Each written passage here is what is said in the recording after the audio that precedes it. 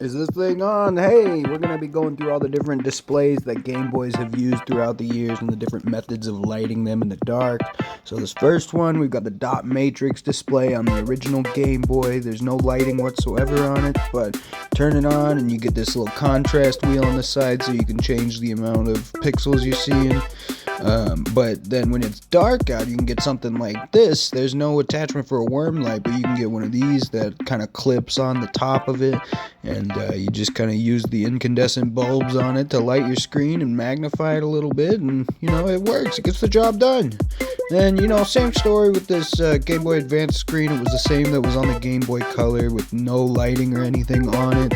And if you wanted to play it in the dark, you gotta have a worm light or whatever just to get this little crappy LED with the orange light. It looks so bad.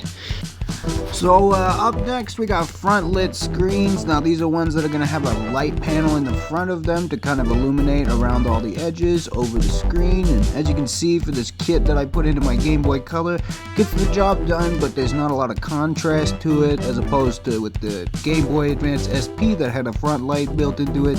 You can see there's a lot more color, a lot more dynamics. Bada boom! Okay, so moving on to backlit screens. Now opposed to the front lit ones, these are going to have a light panel that are behind the screen with a translucent layer in between the screen and that panel to make sort of a faux background for it to reflect off of. So as you can see here on this original Game Boy, the light's really bright on it and it kind of washes out a little bit. But on the Game Boy Light, which was actually made by Nintendo, they got them more soft indigo kind of color to it. Kind of like an old Casio watch or something. It's pretty cool. Welcome to the future, baby. We got backlit TN panels from Nintendo that's in this Game Boy Micro here.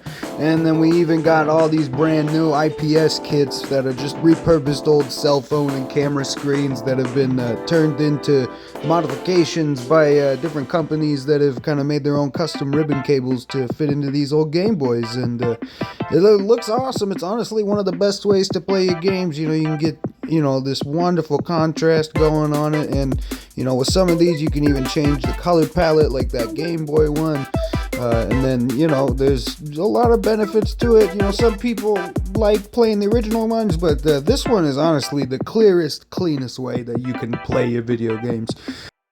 So yeah, that about wraps up over 30 years of different ways to display your handheld games. If you like this video, give me a subscribe, follow me on Instagram and TikTok at A Smoother Flavor. Be safe, you pricks.